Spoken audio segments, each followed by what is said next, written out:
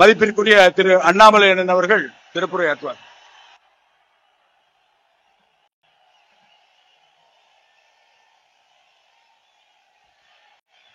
வெற்றிவேல் முருகனுக்கு, வீரவேல் முருகனுக்கு.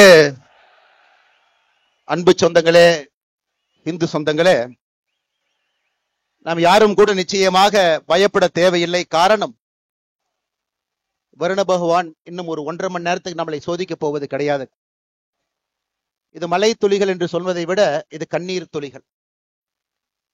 மேலே இருந்து பார்த்து கொண்டிருக்கக்கூடிய நம்முடைய மூத்த தலைவர்கள், தானலிங்க நாடார் ஐயாவுடைய கண்ணீர் துளி, வீரத்துறவி ராமகோபாலன் ஐயாவுடைய கண்ணீர் துளி, இதே மண்ணில தன்னுடைய சித்தாந்தத்திற்காக மதத்திற்காக வெட்டி சாய்க்கப்பட்ட ராஜகோபால் ஐயாவுடைய கண்ணீர் துளி, நான் சார்ந்திருக்கக்கூடிய பாரதிய ஜனதா கட்சியினுடைய மூத்த தலைவர்கள் ஆடிட்டர் ரமேஷ் அவர்கள், எத்தனையோ மனிதர்கள் வெட்டி சாய்க்கப்பட்டிருக்கின்றார்கள், அவர்களுடைய கண்ணீர் துளி, அருமை சகோதரர் சசிகுமார் அவர்கள் உள்ளிட்ட இந்த இயக்கத்திற்கு கடைக்கோடி தொண்டர்களாக ஒரு சித்தாந்தத்தை தாங்கி பிடித்து அந்நிய சக்திகளால் வெட்டி யாரெல்லாம் படுகொலை செய்யப்பட்டார்களோ எல்லோருடைய கண்ணீர் துளியை நாம் பார்த்து கொண்டிருக்கின்றோம்.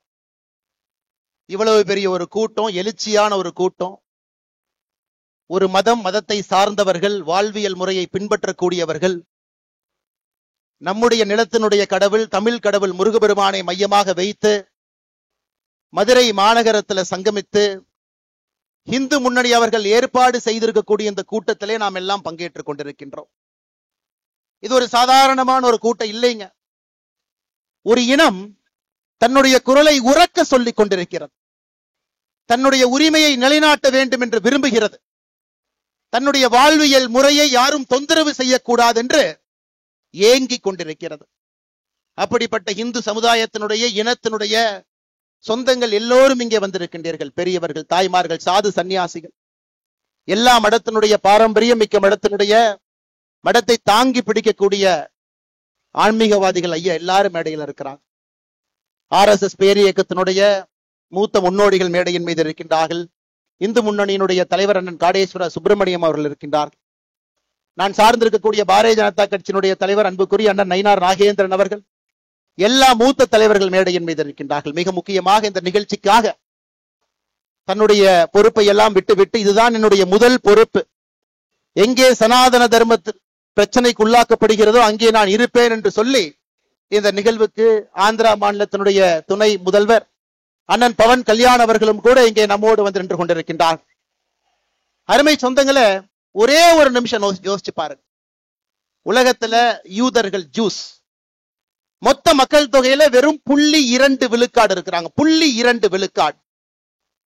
அவர்களுடைய வாழ்வியல் முறையை தொந்தரவு செய்வதற்காக வெறும் 0.2 விழுக்காடு இருக்கக்கூடிய ஒரு இனம் 4 நாடுகளோடு சண்டை போட்டு நின்று கொண்டிருக்கின்றார்கள். 4 நாடுகளோடு. அந்த ஊர்ல இன்னைக்கு போய் நீங்க பாத்தீங்கன்னா அங்க இருக்கக்கூடிய குழந்தைகள் எல்லாம் பள்ளிக்கூடத்தை மொத்தமாக மூடி இருக்கின்றார்கள். ஹாஸ்பிட்டல் எல்லாமே கீழே கொண்டு போயிட்டாங்க, அண்டர் கிரவுண்டுக்கு. அந்த நாட்டை ஆளக்கூடிய தலைவர்கள் இதற்காகத்தான் மக்கள் எங்களுக்கு வாக்களித்திருக்கின்றார்கள், என்னுடைய வாழ்வியல் முறையை யார் தவறு செய்தாலும், வாழ்வியல் முறைக்கு தொந்தரவு செய்தாலும் எதிர்த்து நிற்போம் என்று இஸ்ரேல் நாடு நின்று கொண்டிருக்கிறது. இன்னொரு பக்கம் அமெரிக்காவை பாருங்க. நேற்று அவர்களுடைய விமானம் 37 மணி நேரம் தரையிலே படாமல் பறந்து வந்து இன்னொரு நாட்டின் மீது குண்டை வீசிவிட்டு திரும்ப சென்றிருக்கின்றார்கள். உலகம் முழுவதும் பார்க்கிறோம். ஆனா இந்தியால ஆபரேஷன் சிந்தூர் நடத்தப்பட்டால் சில மனிதர்களுக்கு பிரச்சனை. அதை நாம் நல்லா புரிஞ்சுக்கணுங்க ஐயா. எதற்காக இந்த இனம் இங்கே ஒன்றாக நிற்கிறது, எதற்காக அதனுடைய குரல் உரக்க கேட்கப்பட வேண்டும் என்று இருந்தால், நம்ம ஊர்ல மட்டும்தான் நம்முடைய வாழ்வியல் முறையை தொந்தரவு செய்து ஏப்ரல் 22ஆம் தேதி பெஹல்காம்ல நீ எந்த வாழ்வியல் முறையை பின்பற்றுகின்றாய், நீ இந்து மதமா என்கின்ற ஒரே காரணத்திற்காக 26 மனிதர்களை தனித்தனியாக நிறுத்தி நெத்தி புட்டிலே சுற்று கொண்டு விட்டு இந்த மதம் இருக்கக்கூடாது என்று ஒருவர் நினைக்கின்றார். பதிலுக்கு பதிலாக எல்லை தாண்டி அந்த பயங்கரவாத நாட்டுக்குள்ள நம்ம போயிட்டு வரும் பொழுது மட்டும்தான் நம்முடைய நாட்டுல சில பேர்த்துக்கு பிரச்சனை. நன்றாக உணர்ந்து கொள்ள வேண்டும். நன்றாக உணர்ந்து கொள்ள வேண்டும். இஸ்ரேல் எப்படி நிக்கிறான் பாருங்க, அமெரிக்காக்காரர் எப்படி நிக்கிறான் பாருங்க. இன்னைக்கு இந்தியர்கள் முதலாக நாம் பார்க்கின்றோம், நம்முடைய கண் முன்னால் நாம வாழக்கூடிய சம காலகட்டத்துல நாமும் எழுந்து நிற்கின்றோம். என்னுடைய வாழ்வியல் முறைக்கு பிரச்சனை வந்தால் எழுந்து நிற்பேன், திருப்பி அடிப்பேன் என்று. அன்பு சொந்தங்களே, அதற்காகத்தான் இந்த மதுரையில முருகபெருமானுடைய மாநாடு நடந்து கொண்டிருக்கிறது. காரணம், இந்துக்களை பொறுத்தவரை சின்னதாக யாராவது தொந்தரவு பண்ணா நம்ம பெருசா கண்டுக்க மாட்டோம், பரவாயில்ல மன்னிச்சு போயிடும். பெரிதாக தொந்தரவு செய்தாலும் கூட அதையும் கண்டுக்க மாட்டோம், மன்னிச்சு போயிடும் சொல்லுவோம். ஆனா இன்னைக்கு அதையெல்லாம் தாண்டி நம்முடைய வாழ்வியல் முறைக்கு தொடர்ச்சியாக பிரச்சனைகள் வந்து கொண்டே இருக்கிறது. இந்து என்பதற்காக நான் ஏற்கனவே சொன்னதை போல நம்முடைய கடைக்கோடி தொண்டர்கள் கொல்லப்படுகின்றார்கள்.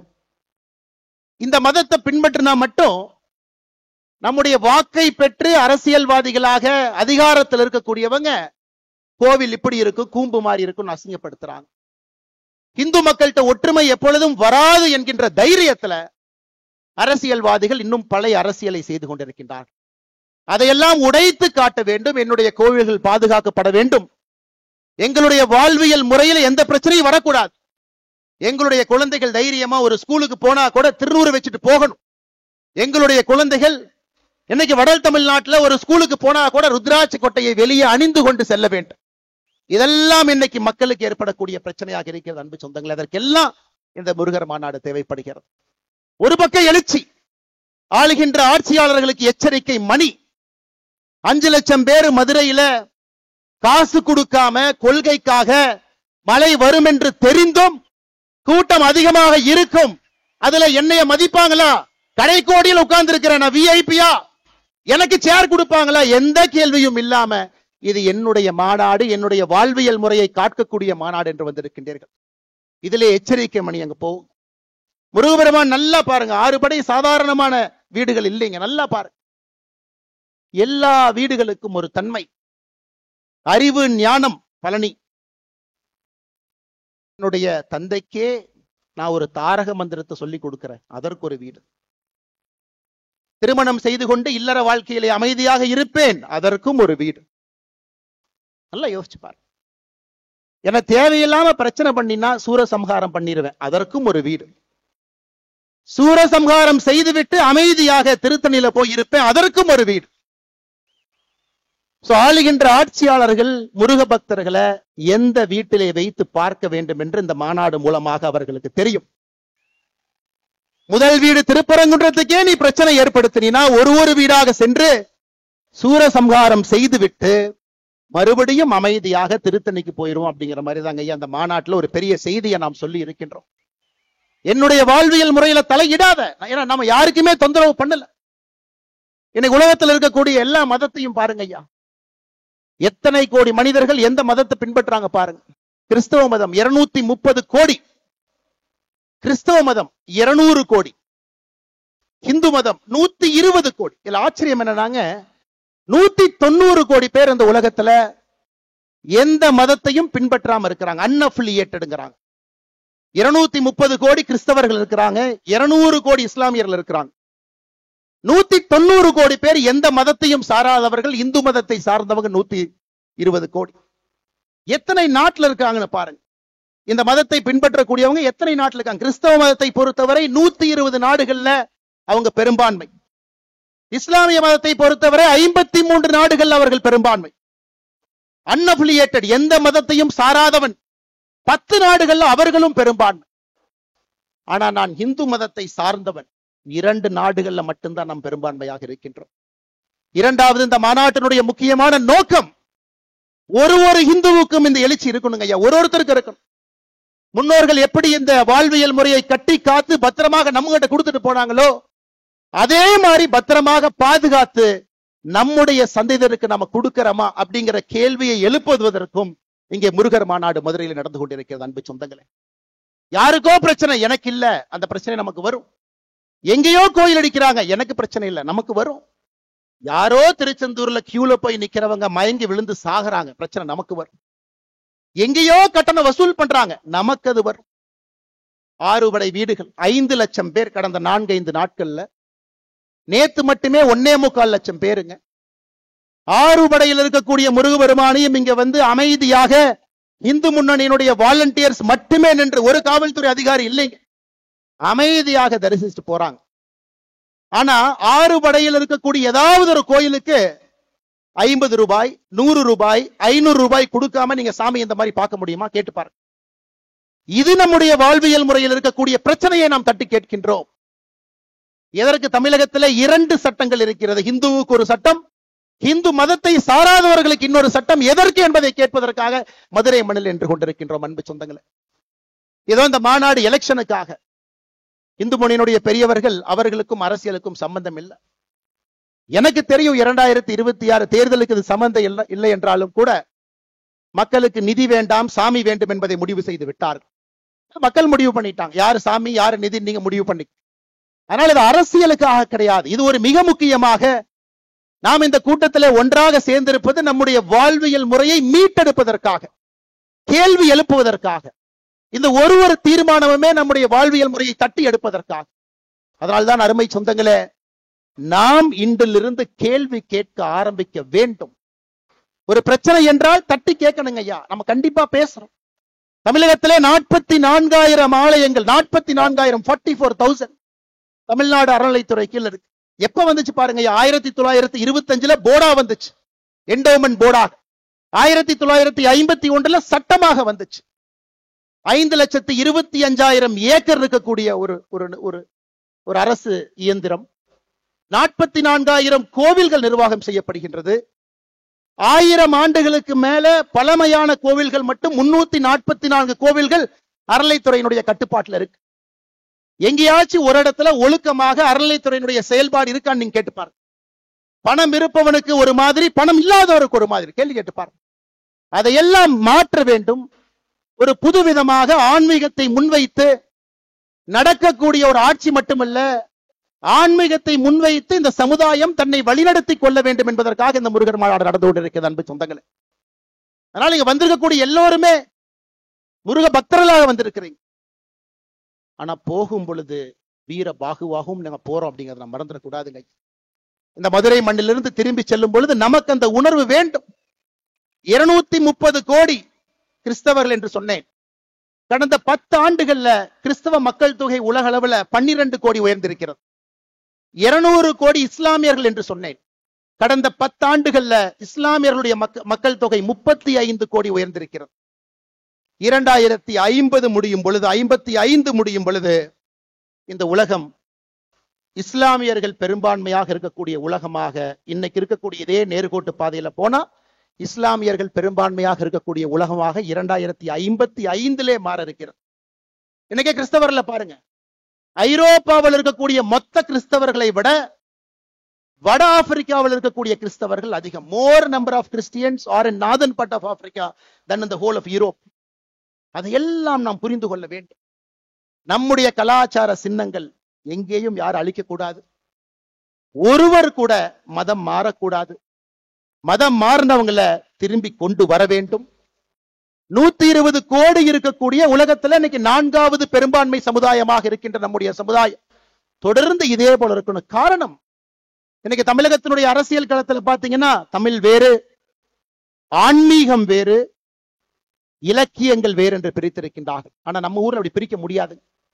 எந்த மொழிக்கும் இல்லாத ஒரு பெருமை நமக்கு மட்டும்தான் இருக்கு. தமிழும் ஆன்மீகமும் இலக்கியமும் ஒன்றாக இருக்கக்கூடிய ஒரே கலவையாக இந்த வாழ்வியல் முறை இருக்கு. இன்னைக்கு கந்தர் சஷ்டி கவசம் நம்ம பாடுறோங்க, 20 நிமிஷம் நம்ம பாட போறோம்.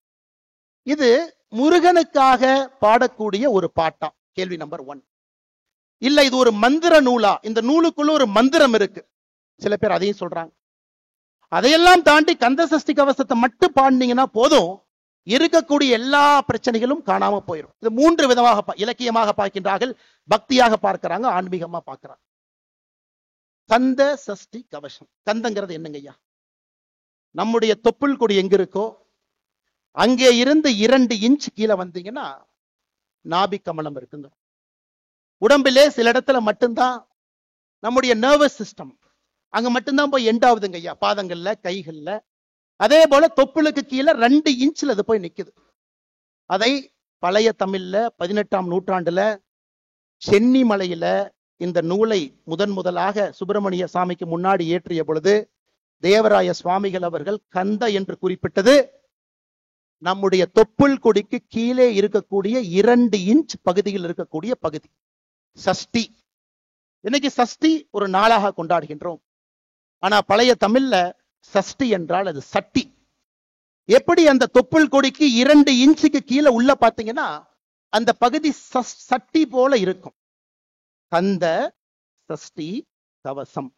அப்படின்னா தொப்புள் கொடிக்கு 2 இன்ச்சுக்கு கீழே இருக்கக்கூடிய சட்டி போன்ற அந்த பகுதியை பாதுகாப்பதற்காக பாடப்பட்ட ஒரு பாடலை கந்த சஷ்டி கவசம்னு சொல்றோம். இது இன்னொரு விதத்துல பாருங்க. சட்டியில் இருந்தா தான் அகப்பையில வரும், சஷ்டியில் இருந்தால் தான் அகைப்பையில் வரும். சஷ்டியில விரதம் இருக்கிறீங்கன்னா அகைப்பையில உயிர் உண்டாகும் என்பதற்காக சொல்லப்பட்டது. இந்த முழு கந்த சஷ்டி கவசத்துல அவ்வளவு சயின்ஸ் இருக்குதுங்க. இன்னைக்கு விஞ்ஞானத்திற்கு என்னவெல்லாம் தேவையோ எல்லாம் கந்த சஷ்டி கவசத்துல இருக்கு. அதனால்தான் நம்மை வாழ்வியல் நெறி என்று சொல்லுகின்றோம். தமிழ் மொழியிலே ஆன்மீகமும் அறிவியலும் கலந்திருக்கிறது என்று சொல்லுகின்றோம். இந்த மொழியை பிரிச்சு பார்க்க முடியாது. அதை திரும்ப எப்ப நம்ம மையப்பகுதி கொண்டு வர போகின்றோம்? ஒரு கந்த சஷ்டி கவசத்திலிருந்து ஆரம்பிச்சு ஒரு விஷயம் நாம் பேசலாங்க ஐயா. ஒரு விஷயம். அன்பு சொந்தங்களே, இன்று நாம் பாடக்கூடிய கந்த சஷ்டி கவசத்தை முழுமையாக நாம் பாடுவோம். சஷ்டி ஒரு நாள்லையும் முருகன் கோவில்ல வரும்பொழுதெல்லாம் கந்த சஷ்டி கவசத்தை பாடுவோம். அதையெல்லாம் தாண்டி இங்க இருக்கக்கூடிய மனிதர்களுக்கு பெரிய வேலை இருக்குதுங்க. வட இந்தியாவுக்கு போனீங்கன்னா மகா புராணங்கள் என்று சொல்லுவார்கள். 18 மகா புராணங்கள் இருக்கு. ஏன்னா தமிழ்நாட்டில் அரசியல்வாதிகள் அப்படியே பிரிச்சுட்டு போயிருவாங்க. முருகன் தமிழ் கடவுள் மட்டும்தான். முருகன் வட இந்தியால யாருக்குமே முருகனை தெரியாது. வட இந்தியாவில் இருக்கக்கூடிய மகா புராணத்தை எடுத்துக்கிட்டீங்கன்னா 18 மகா புராணமும் சேர்ந்து 95,000 ஸ்லோகன் இருக்கு. ஆனா ஒரே ஒரு ஸ்கந்த புராணத்துல மட்டும் 1,00,000 ஸ்லோகன் இருக்கு.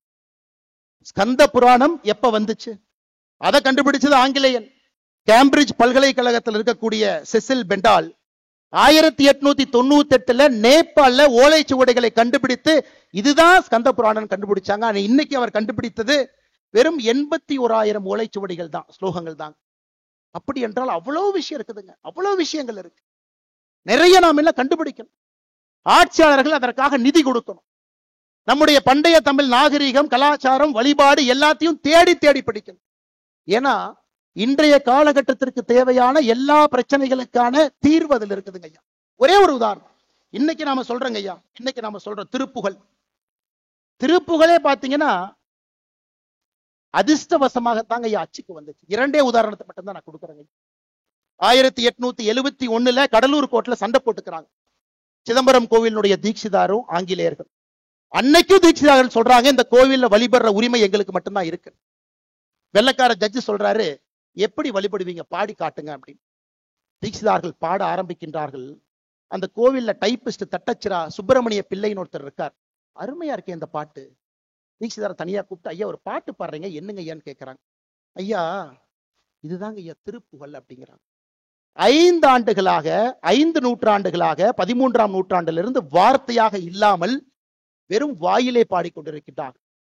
அதை கேள்விப்பட்டோடனே சுப்பிரமணிய பிள்ளை அங்கேயே தன்னுடைய வேலையை விட்டு அவர் உட்கார்ந்து திருப்புகழை அச்சில ஏத்துறாங்க. இந்த மாதிரி பல விஷயங்கள் இதெல்லாம் ஒளிஞ்சு கிடக்குதுங்க ஐயா. அவ்வளவு இடத்துல இருக்கு. 5400 ஆண்டுகள் பழமையான தமிழினம் என்று சொல்லுகின்றோம். ஆனால் 5400 ஆண்டுகளாக எப்படி வாழ்ந்தார்களோ அதுபோல் வாழ்வதற்கு அரசியல்வாதிகள் நம்மை விடுவார்களா என்கின்ற கேள்வியும் நாம கேட்கும். அதுதான் அருமை சொந்தங்களே, இது போன்ற மாநாடுகள் இன்னும் நடந்து கொண்டே இருக்கும். ஒரு பிரச்சனை வரும் பொழுதெல்லாம் நாம் ஒன்று சேருவோம்.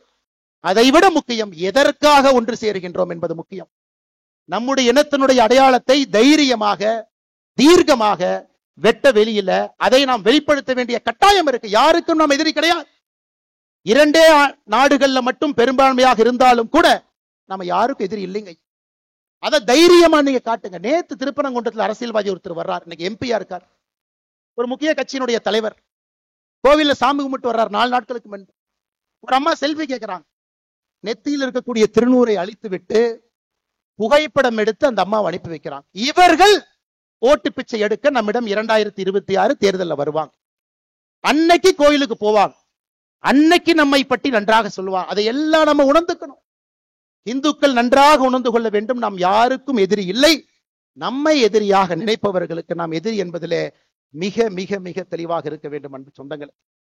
அது மட்டும் இல்லாம இன்னைக்கு பாருங்க, உலகத்தில் இருக்கக்கூடிய எத்தனையோ நகரங்கள் அழிந்து கொண்டிருக்கிறது. டெட்ராய்ட் ஒரு காலத்துல உலகத்தில் இருக்கக்கூடிய ஆட்டோமொபைல் அங்கிருந்தாங்க வந்துச்சு. 10 ஆண்டுகள் அமெரிக்காவில் டெட்ராய்டினுடைய மக்கள் தொகை மட்டுமே 25 விழுக்காடு குறைஞ்சிருக்கு.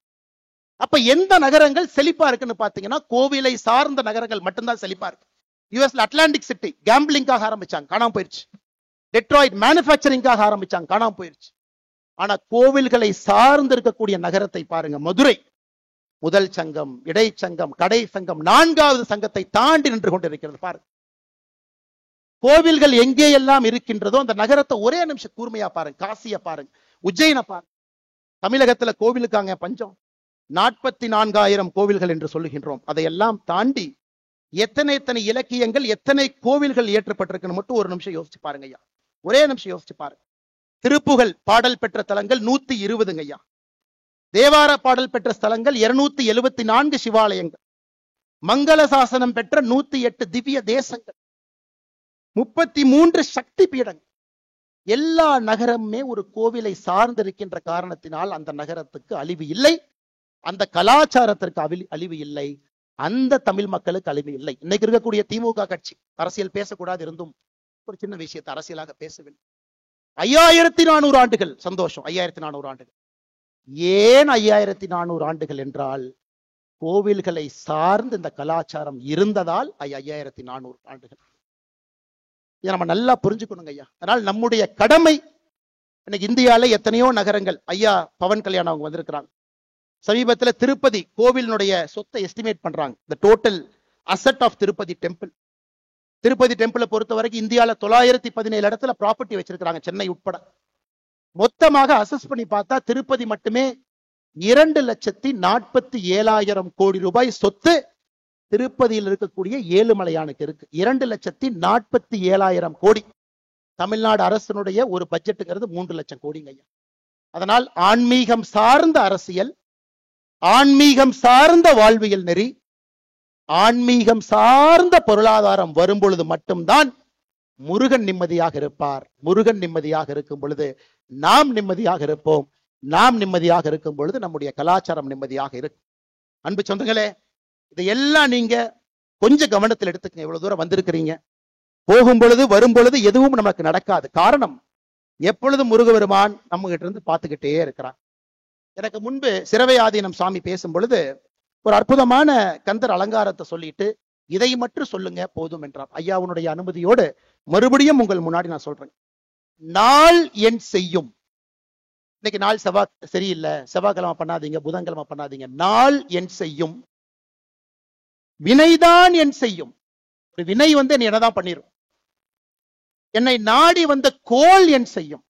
சனி பகவான் வந்துட்டாரு, சுக்கர பகவான் வந்துட்டாரு, சூரிய பகவான் வந்துட்டார். கொடும் கூற்று என் செய்யும். நாள் என் செய்யும், வினைதான் என் செய்யும், என்னை நாடி வந்த கோள் என் செய்யும், கொடும் கூற்று என் செய்யும். குமரேசர் இரு தாளும் சிலம்பும் சதங்கையும் தண்டையும் சண்முகமும் தோளும் கடம்பும் எனக்கு முன்பே வந்து தோன்றின. இது நம்முடைய கந்தர் அலங்காரத்துக்கு அருணகிரிநாதர் சுவாமிகள் சொன்னது. எப்பொழுதுமே ஆண்டவன் நம்மோடு இருக்கின்றான், நம்மை பாதுகாத்துக் கொண்டிருக்கின்றார். எப்பொழுதும் நம்முடைய வாழ்வு சிறப்பாக இருக்கும். அதனாலதான் பாருங்க, மலை வந்த மலை கூட நின்று இருக்கிறது. ஏன்னா பவன் கல்யாணம் அவங்க பேசி கந்தர் சஷ்டி கவசம் முழுவதுமாக முடிந்து அதன் பிறகு தீபாராத்தனை சாமிக்கு காட்டி நமக்கு காட்டும் வரை மழை வரப்போவது கிடையாது. கண்ணீர் துளிகள் மட்டும் வந்து கொண்டிருக்கும். இப்படிப்பட்ட சிறப்பாய்ந்த ஒரு மாநாடு நடத்தியதற்கு, இந்துக்களை எல்லாம் ஒருங்கிணைத்து காட்டியதற்கு, எத்தனையோ மனிதர்கள் பெயர் தெரியாம இந்த இயக்கத்துல டிராபிக்கை ரெகுலேட் பண்ணிட்டு இருக்கிறாங்க. முன்னாடி இல்லாம ரோட்ல அவ்வளவு பேர் நிற்கிறாங்க. அத்தனை இந்த பேர் இயக்கத்தினுடைய தொண்டர்கள் நின்று கொண்டிருக்கின்றார். பாரதிய ஜனதா கட்சியினுடைய தொண்டர்கள் வந்திருக்கின்றீர்கள். அனைத்து இந்திய அண்ணா திராவிட முன்னேற்ற கழகம் சார்பாக 4 முன்னாள் அமைச்சர்கள் தொண்டர்கள் வந்திருக்கின்றார். சாதாரண பொதுமக்கள் வந்திருக்கின்றார்கள். முருக பக்தர்கள் வந்திருக்கின்றார்கள். அழைப்புதல் வாங்கிய கட்சி தலைவர்கள் எல்லோரும் தங்களுடைய தொண்டர்களை தலைவர்களை அனுப்பியிருக்கின்றார்கள். அப்படிப்பட்ட சிறப்பு வாய்ந்த மாநாடாக நம்முடைய அக்கா கனிமொழி அவர்கள் சொன்னது போல இன்னி தமிழ்நாட்டுல மதுரை முருகர் மாநாட்டுக்கு முன்பு, மதுரை முருகர் மாநாட்டுக்கு பின்பு என்றுதான் அரசியல் சரித்திரம் இருக்கும். அதை நடத்தி காட்டியதற்காக என்னுடைய மனமார்ந்த வாழ்த்துக்களையும் நன்றிகளையும் தெரிவித்துக் கொள்கின்றேன். நன்றி, வணக்கம். பாரத் மாதா கி ஜெய்.